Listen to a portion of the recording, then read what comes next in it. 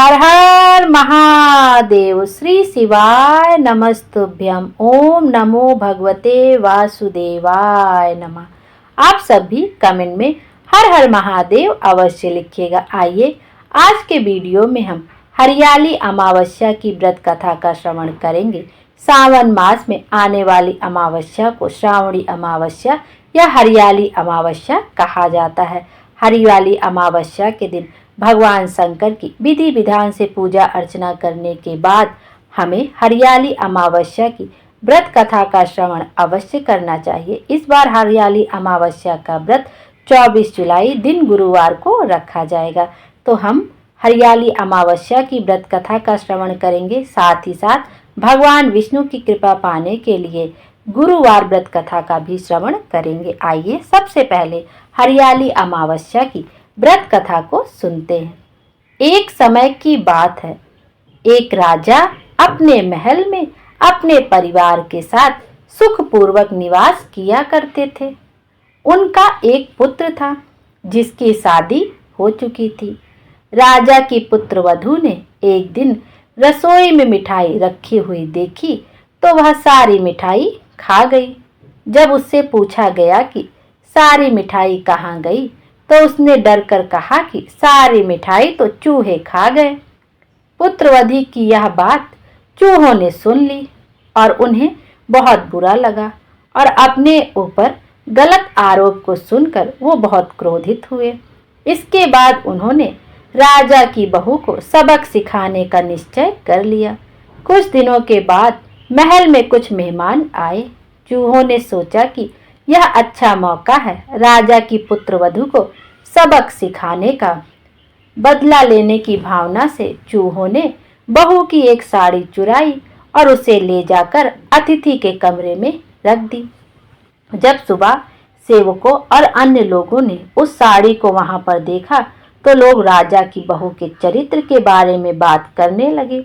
यह बात जंगल में आग की तरह पूरे गांव में फैल गई। जब यह बात राजा के कानों तक पहुंची तो उन्होंने अपनी पुत्रवधू के चरित्र पर शक करते हुए उसे महल से बाहर निकाल दिया। राजा की बहू महल से निकलकर एक झोपड़ी में रहने लगी और नियमित रूप से पीपल के वृक्ष के नीचे दीपक जलाने लगी। इसके साथ ही वह पीपल के वृक्ष की पूजा करके गुड़धानी का भोग लगाकर लोगों में प्रसाद वितरित करने लगी। इस प्रकार कुछ समय बीत जाने के बाद एक दिन राजा उस पीपल के वृक्ष के पास से गुजरे जहां उनकी बहू हमेशा दीपक जलाया करती थी। इस दौरान उनका ध्यान उस पेड़ के पास जगमगाती रोशनी पर गया। राजा इसे देखकर चकित रह गए। महल में वापस आने के बाद उन्होंने अपने सैनिकों से उस रोशनी के रहस्य का पता लगाने के लिए कहा। सैनिक राजा की बात मानकर उस पेड़ के पास चले गए। वहां पर उन्होंने देखा कि दीपक आपस में बातें कर रहे थे। सभी दीपक अपनी अपनी कहानी बता रहे थे। तभी एक दीपक बोला, मैं राजा के महल से हूँ। महल से निकाले जाने के बाद राजा की पुत्रवधू रोज मेरी पूजा करती है और मुझे रोज प्रज्वलित करती है। सभी अन्य दीपकों ने उससे पूछा कि राजा की बहू को महल से क्यों निकाला गया तो उसने बताया कि एक दिन उसने मिठाई खाकर चूहों का झूठा नाम लगा दिया। इस पर चूहे नाराज हो गए और राजा की बहू से बदला लेने के लिए उसकी साड़ी अतिथि के कमरे में रखाए। यह सब देखकर राजा ने उन्हें महल से निकाल दिया। यह सब सुनकर सैनिक भी हैरान रह गए और महल वापस आकर उन्होंने राजा को पूरी कहानी सुनाई। यह सुनकर राजा को अपनी गलती का एहसास हुआ और उसने अपनी पुत्रवधू को महल में वापस बुला लिया। इस प्रकार पीपल के पेड़ की नियमित पूजा करने का फल राजा की बहू को मिला और वह अपना जीवन आराम से व्यतीत करने लगी। बोलो भगवान विष्णु की जय, भगवान शंकर की जय, भगवान भोलेनाथ की जय, माता पार्वती की जय। हर हर महादेव। ये अब गुरुवार की व्रत कथा का भी श्रवण कर लेते हैं। प्राचीन समय की बात है। भारत में एक राजा राज्य करता था। वह बड़ा प्रतापी तथा दानी था। वह नित्य प्रति मंदिर में भगवत दर्शन करने जाता था। वह ब्राह्मण और गुरु की सेवा किया करता था। उसके द्वार से कोई भी याचक कभी निराश होकर नहीं लौटता था। वह प्रत्येक गुरुवार को व्रत रखता एवं पूजन करता था। हर दिन गरीबों की सहायता किया करता था। परंतु यह सब बातें उसकी रानी को अच्छी नहीं लगती थी। वह न व्रत करती और न किसी को भी एक भी पैसा दान में देती थी। वह राजा से भी ऐसा करने को मना किया करती थी। एक समय की बात है कि राजा शिकार खेलने वन को चले गए।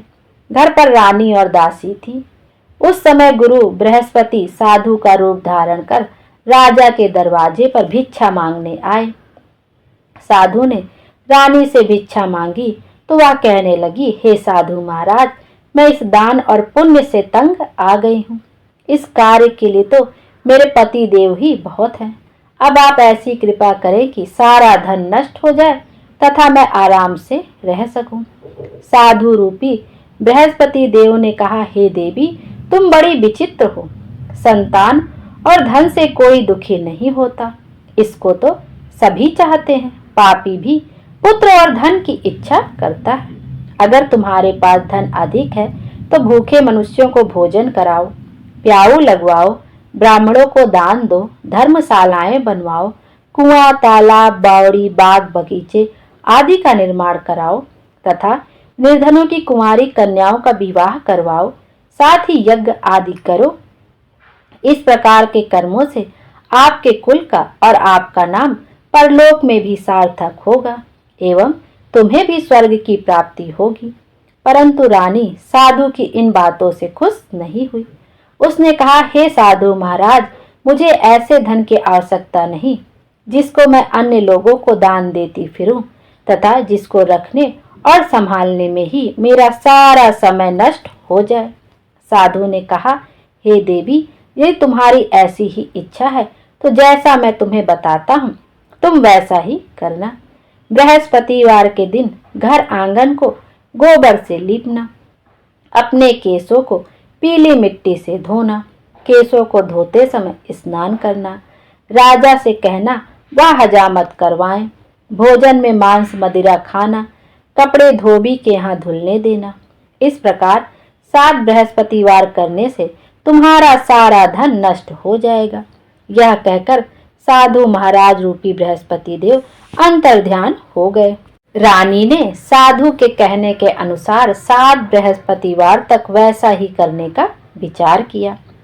साधु के बताए अनुसार कार्य करते हुए केवल 3 बृहस्पतिवार ही बीते थे कि उसकी समस्त धन संपत्ति नष्ट हो गई। भोजन के लिए दोनों समय परिवार तरसने लगा तथा सांसारिक भोगों से दुखी रहने लगा। तब राजा रानी से कहने लगा कि हे रानी, तुम यहाँ पर रहो, मैं दूसरे देश को जाता हूँ, क्योंकि यहाँ पर मुझे सभी मनुष्य जानते हैं, इसलिए मैं यहाँ पर कोई काम नहीं कर सकता। मैं अब परदेश जा रहा हूँ, वहाँ कोई काम धंधा करूँगा, शायद हमारे भाग्य बदल जाए। ऐसा कहकर राजा परदेश चला गया। वह वहाँ जंगल से लकड़ी काट कर लाता और शहर में बेचता। इस तरह जीवन व्यतीत करने लगा। इधर राजा के बिना रानी दासियां दुखी रहने लगी। किसी दिन उन्हें भोजन मिलता और किसी दिन जल पीकर ही रह जाती। एक समय रानी और दासियों को 7 दिन बिना भोजन के व्यतीत करना पड़ा। तो रानी ने अपनी दासी से कहा, हे दासी, यहाँ पास ही के नगर में मेरी बहन रहती है, वह बड़ी धनवान है, तो उसके पास जा और वहां से 5 सेर बेझर मांग कर ले आ, जिससे कुछ समय के लिए गुजारा हो जाएगा। दासी रानी की बहन के पास गई। रानी की बहन उस समय पूजा कर रही थी। बृहस्पतिवार का दिन था। दासी ने रानी की बहन से कहा, हे रानी, मुझे आपकी बहन ने भेजा है, मुझे 5 सेर बेझर दे दो। दासी ने यह बात अनेक बार कही, परंतु रानी की बहन ने कोई उत्तर नहीं दिया, क्योंकि वह उस समय बृहस्पतिवार की कथा सुन रही थी। जब दासी को रानी की बहन से कोई उत्तर नहीं मिला तो वह बहुत दुखी हुई। उसे क्रोध भी आया। वह लौटकर रानी से बोली, हे रानी, आपकी बहन बहुत ही घमंडी है। वह छोटे लोगों से बात भी नहीं करती। मैंने उससे कहा तो उसने कोई उत्तर नहीं दिया। मैं वापस चली आई। रानी बोली, हे दासी, इसमें उसका कोई दोष नहीं है। जब बुरे दिन आते हैं तब कोई सहारा नहीं देता। अच्छे बुरे का पता विपत्ति में ही लगता है। जो ईश्वर की इच्छा होगी वही होगा। यह सब हमारे भाग्य का दोष है। उधर रानी की बहन ने सोचा कि मेरी बहन की दासी आई थी, परंतु मैं उससे बोली नहीं, इससे वह बहुत दुखी हुई होगी। अतः कथा सुन और भगवान विष्णु का पूजन समाप्त कर वह अपनी बहन के घर आई और कहने लगी, हे बहन, मैं बृहस्पतिवार का व्रत कर रही थी। तुम्हारी दासी हमारे घर गई थी, परंतु जब तक कथा होती है तब तक हम लोग ना उठते हैं और ना बोलते हैं, इसलिए मैं नहीं बोली। कहो दासी क्यों गई थी? रानी बोली, बहन, हमारे घर अनाज नहीं था। वैसे तुमसे कोई बात छिपी नहीं है, इस कारण मैंने दासी को तुम्हारे पास 5 सेर बेझर लेने के लिए भेजा था। रानी की बहन बोली, बहन देखो, बृहस्पति भगवान सबकी मनोकामना पूर्ण करते हैं। देखो, शायद तुम्हारे घर में ही अनाज रखा हो। यह सुनकर दासी घर के अंदर गई तो वहां उसे एक घड़ा बेझर का भरा मिल गया। उसे बड़ी हैरानी हुई, क्योंकि उसने एक एक बर्तन देख लिया था। उसने बाहर आकर रानी को बताया। दासी अपनी रानी से कहने लगी, हे रानी, देखो, वैसे हमको जब अन्न नहीं मिलता तो हम रोज ही व्रत करते हैं। अगर इनसे इस व्रत की विधि और कथा पूछ ली जाए तो हम भी कर लिया करेंगे। दासी के कहने पर रानी ने अपनी बहन से बृहस्पतिवार व्रत के बारे में पूछा। उसकी बहन ने बताया, हे रानी बहन, बृहस्पतिवार को सूर्य उदय से पूर्व उठकर स्नान करके बृहस्पतिवार का व्रत करना चाहिए, लेकिन उस दिन सिर नहीं धोना चाहिए।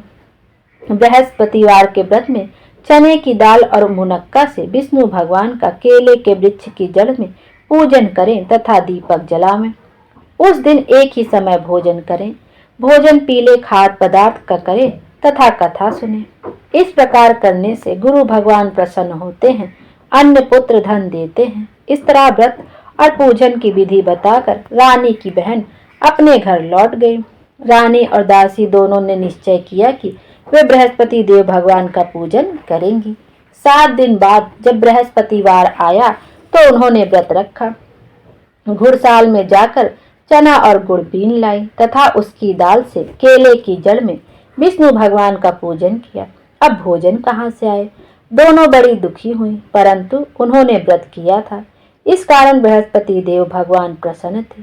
वे एक साधारण व्यक्ति के रूप में 2 थालों में सुंदर पीला भोजन लेके आए और दासी के देकर बोले, हे दासी, यह भोजन तुम्हारे और रानी के लिए है, तुम दोनों करना। दासी भोजन पाकर बड़ी प्रसन्न हुई और रानी से बोली, रानी जी भोजन कर लो। रानी को भोजन आने के बारे में कुछ पता नहीं था, इसलिए वह दासी से बोली, जा तू ही भोजन कर, क्योंकि तू हमारी व्यर्थ में हंसी उड़ाती है। दासी बोली, एक व्यक्ति अभी भोजन दे गया है। रानी कहने लगी, वह भोजन तेरे लिए ही दे गया है, तू ही भोजन कर। दासी ने कहा, वह व्यक्ति हम दोनों के लिए 2 थालों में भोजन दे गया है, इसलिए मैं और आप दोनों ही साथ साथ भोजन करेंगे। फिर दोनों ने गुरु भगवान को नमस्कार कर भोजन प्रारंभ किया।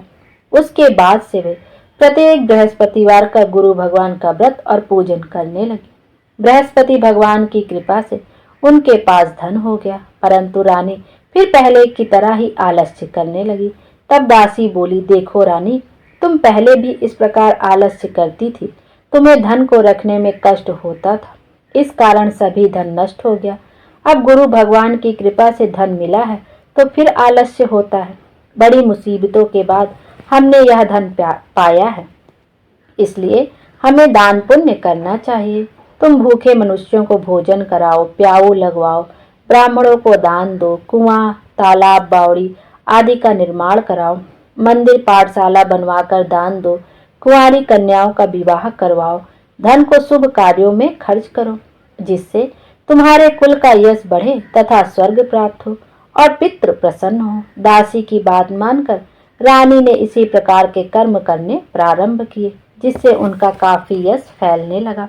एक दिन रानी और दासी आपस में विचार करने लगी कि न जाने राजा किस दशा में होंगे, उनकी कोई खोज खबर नहीं है।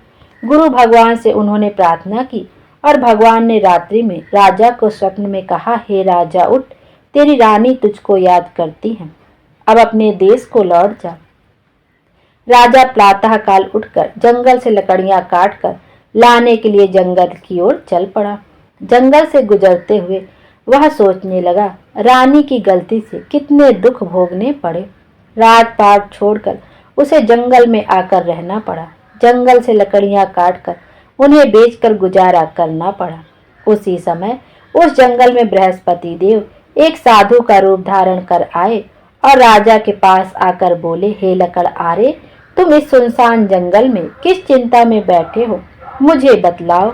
यह सुन राजा के नेत्रों में जल भर आया और साधु की वंदना कर बोला, हे प्रभु, आप सब कुछ जानने वाले हैं। इतना कहकर राजा ने साधु को अपनी संपूर्ण कहानी सुना दी। महात्मा तो स्वभाव से ही दयालु होते हैं।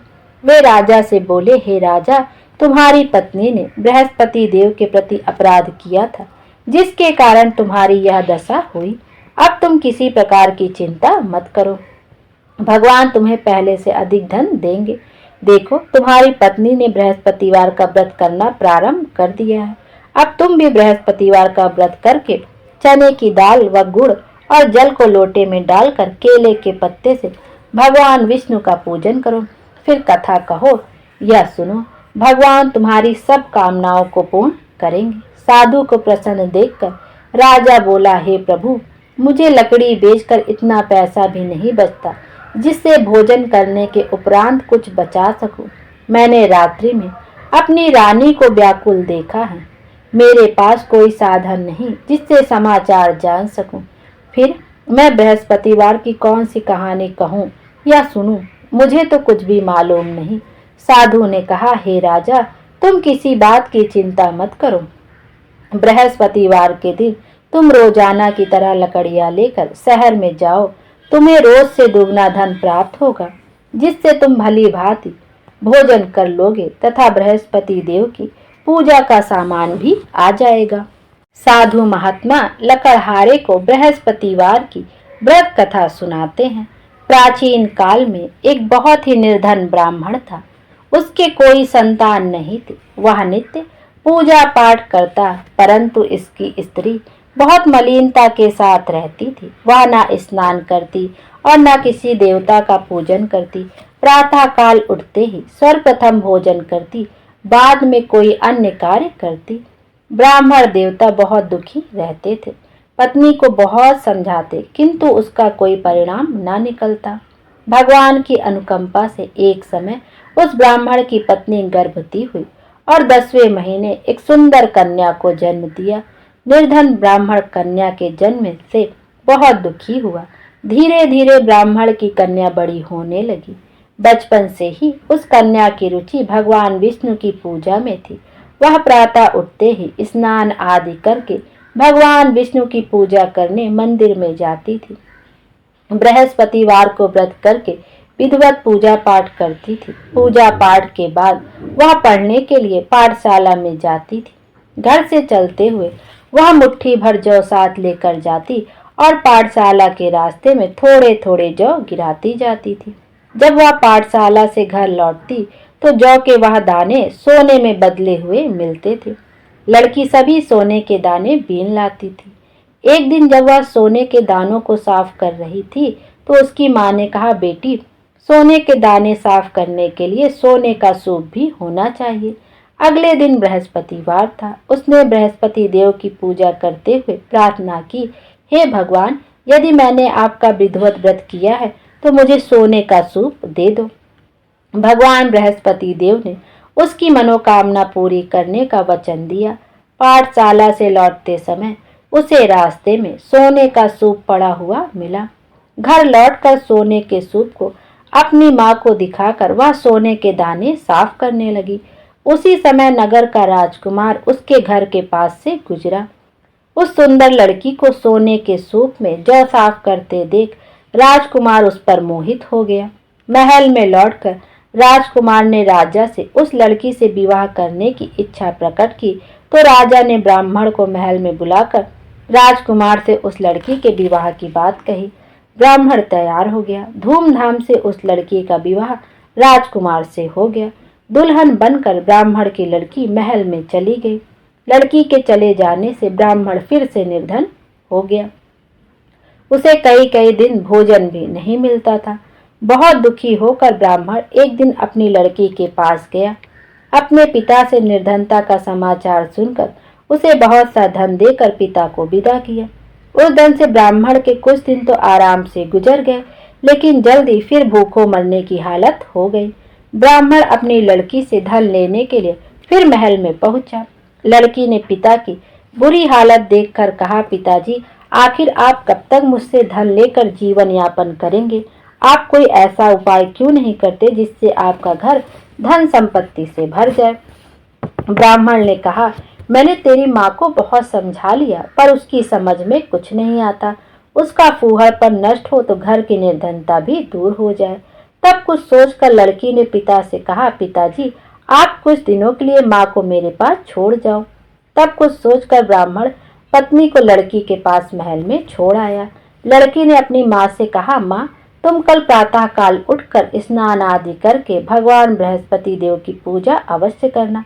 पूजा करने से तुम्हारी निर्धनता अवश्य दूर हो जाएगी। लेकिन उसकी माँ ने उसकी कोई बात नहीं मानी। तब क्रोधित होकर लड़की ने अपनी माँ को एक कक्ष में बंद कर दिया। सूर्योदय के समय माँ को उठाकर जबरदस्ती उसे स्नान कराया और फिर मंदिर में ले जाकर भगवान बृहस्पति देव की पूजा कराई। कुछ दिनों तक ऐसा करने से माँ की बुद्धि में परिवर्तन हुआ और वह स्वयं बृहस्पतिवार का व्रत रखने लगी। उसके व्रत रखने से ब्राह्मण के घर में भगवान विष्णु की अनुकंपा से धन की वर्षा होने लगी। दोनों पति पत्नी धन संपत्ति पाकर आनंद पूर्वक जीवन यापन करते हुए विष्णु धाम को चले गए।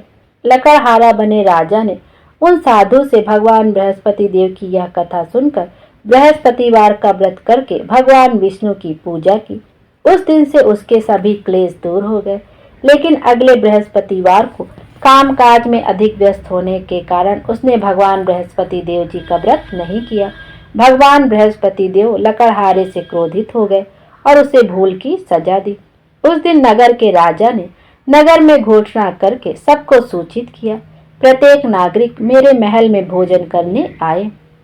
जो नहीं आएगा उसे अपराधी मानकर भारी दंड दिया जाएगा। लकड़हारा बने राजा ने उस नगर के राजा की घोषणा सुनी, लेकिन जंगल से लकड़ी काट कर लाने और उन्हें बेचने में देर हो जाने के कारण वह समय पर महल में भोजन करने नहीं जा सका। अतः राजा के सैनिक लकड़हारे को पकड़कर महल में ले आए। राजा ने उसे महल के एक कक्ष में बैठाकर भोजन कराया। उस कक्ष में एक खूंटी पर रानी का सोने का हार लटका हुआ था। लकड़हारा अकेला उस कक्ष में भोजन कर रहा था। तभी उसने एक आश्चर्यजनक घटना घटती देखी। देखते ही देखती वह खूंटी हार को निगल गई। थोड़ी देर के बाद राजा ने हार को गायब देखा तो लकड़हारे को कारावास में डलवा दिया। लकड़हारा मन ही मन अपने भाग्य को कोसने लगा। तभी उसे जंगल में मिले साधु का स्मरण हो आया। थोड़ी ही देर में भगवान बृहस्पति देव सन्यासी के रूप में उसके सामने प्रकट हुए और कहा, हे लकड़हारे, तूने भगवान बृहस्पति देव की पूजा नहीं की, इसी कारण तुम्हें कष्ट हुआ है। लेकिन अब चिंता मत करो, बृहस्पतिवार के दिन कारागार के दरवाजे पर तुम्हें कुछ पैसे पड़े हुए मिलेंगे। उन पैसों से भगवान बृहस्पति देव का व्रत करके उनकी पूजा करोगे, तुम्हारे सब दुख अवश्य दूर हो जाएंगे। बृहस्पतिवार के दिन दरवाजे पर पड़े मिले पैसों से चना और गुड़ मंगाकर लकड़हारे ने बृहस्पतिवार की कथा कही तो भगवान बृहस्पति देव ने प्रसन्न होकर उस नगर के राजा को स्वप्न में लकड़हारे को कारागार से मुक्त करने को कहा। सुबह राजा ने अपने कक्ष में आकर देखा तो खूंटी पर रानी का हार टंगा हुआ था। राजा ने लकड़हारे को मुक्त कर दिया और उसे धन और आभूषण देकर विदा किया। लकड़हारा बना राजा उस नगर से चलकर अपने नगर में पहुंचा तो उस नगर में कुएं, धर्मशाला, बाग बगीचे देखकर बहुत प्रसन्न हुआ। राजा ने किसी से पूछा, ये कुएं, धर्मशालाएं किसने बनवाई हैं? राजा ने किसी से पूछा, ये कुएं, धर्मशालाएं किसने बनवाई है? सबने उसे बताया कि ये सब रानी और उसकी दासी ने बनवाए हैं। राजा महल में पहुंचा तो रानी ने उसका भव्य स्वागत किया। तब राजा ने निश्चय किया कि सप्ताह में एक बार तो सभी बृहस्पति देव का व्रत तथा पूजन करते हैं, परंतु मैं प्रतिदिन व्रत किया करूंगा तथा दिन में 3 बार कथा कहा करूंगा। अब राजा हर समय दुसाले में चने की दाल बांधे रहता था तथा दिन में 3 बार बृहस्पति देव की कथा कहता। कुछ दिनों के बाद राजा को अपनी बहन की याद आई। एक दिन घोड़े पर सवार होकर राजा अपनी बहन से मिलने चल दिया। अभी राजा नगर के बाहर पहुंचा ही था कि उसने कुछ लोगों को 100 को ले जाते हुए देखा। राजा को स्मरण हो आया कि आज उसने किसी को बृहस्पतिवार की व्रत कथा नहीं सुनाई है। राजा ने उन लोगों को रोककर कहा, भाइयों, आप 100 को ले जाने से पहले मुझसे बृहस्पतिवार की कथा सुन ले। लोगों ने राजा पर क्रोधित होते हुए कहा, तुम पागल तो नहीं हो? लेकिन कुछ बड़े बूढ़े लोगों ने कहा, अच्छा भाई, साथ में चलते चलते तुम अपनी कथा भी सुना लो। राजा के चलते हुए आधी कथा सुनाई थी कि 100 हिलने लगा। राजा के पूरी कथा सुनाते ही 100 उठकर बैठ गया। लोगों ने हैरानी से दांतों तले उंगली दबाई और अगले बृहस्पतिवार से भगवान बृहस्पति देव का व्रत करने व कथा सुनने का निश्चय कर लिया। अब घोड़े पर सवार राजा चलते हुए एक किसान के पास पहुंचा। किसान अपने खेत में हल चला रहा था। राजा ने कहा, अरे भाई, मुझसे बृहस्पतिवार की कथा सुन लो। किसान झुंझला कर बोला, अरे भाई देख नहीं रहे? किसान झुंझला कर बोला, अरे भाई देख नहीं रहे? जितनी देर तक तुम्हारी कथा सुनूंगा उतनी देर में तो पूरे खेत में हल चला लूंगा। राजा निराश होकर चलने लगा। तभी किसान के बैल लड़खड़ाकर जमीन पर गिर गए। किसान के पेट में भी जोरों का दर्द होने लगा। उस किसान की पत्नी जब खाना लेकर आई तो उसने किसान से इस बारे में पूछा। किसान ने घुड़सवार की पूरी कहानी सुनाई। किसान की पत्नी दौड़ती हुई राजा के पास पहुंचकर हाथ जोड़कर बोली, भैया, मैं तुम्हारी कथा सुनने को तैयार हूँ। राजा ने उसके साथ खेत पर पहुंचकर बृहस्पतिवार की कथा सुनाई। तभी बैल उठकर खड़े हो गए। किसान के पेट का दर्द भी तुरंत ठीक हो गया। राजा अपनी बहन के घर पहुंचा तो उसकी बहुत आवभगत हुई। अगले दिन सुबह उठकर राजा ने देखा घर के सभी लोग भोजन कर रहे हैं। किसी भूखे को बृहस्पतिवार की कथा सुनाए बिना राजा भोजन नहीं करता था।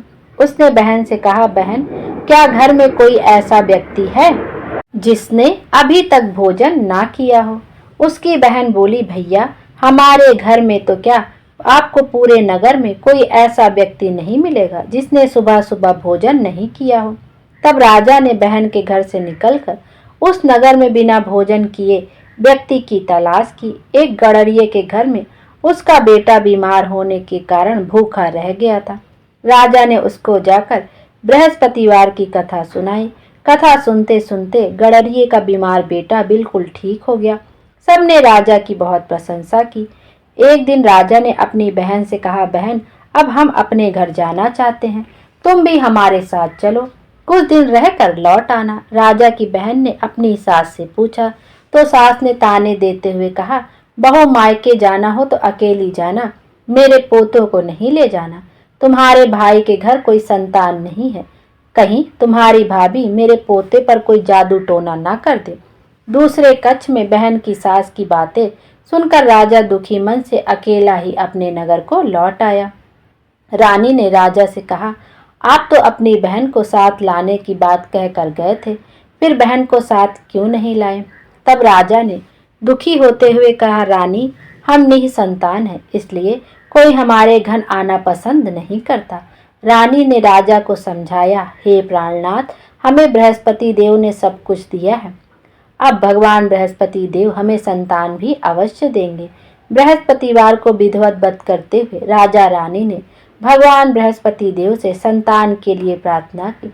कुछ दिनों के बाद उन्होंने स्वप्न में दर्शन देते हुए कहा, हे राजन, तेरी मनोकामना अवश्य पूरी होगी। 1 सप्ताह के बाद ही रानी गर्भवती हो गई। 10वें महीने रानी ने एक सुंदर पुत्र को जन्म दिया। राजा रानी जीवन पर्यंत बृहस्पतिवार का व्रत करते रहे। उनके घर में धन की वर्षा होती रही। इस तरह आनंद पूर्वक जीवन यापन करते हुए राजा रानी भगवान बृहस्पति देव की अनुकंपा से मोक्ष को प्राप्त करके सीधे बैकुंठ धाम पहुंच गए। बृहस्पतिवार को विधिवत व्रत करके जो स्त्री पुरुष भगवान विष्णु की पूजा करते हैं, भगवान उनकी सभी मनोकामनाएं पूर्ण करते हैं। इति श्री बृहस्पतिवार व्रत कथा समाप्त। भगवान विष्णु हम सब की मनोकामना पूर्ण करें और हमारे जीवन को खुशियों से भर दे। Thank you.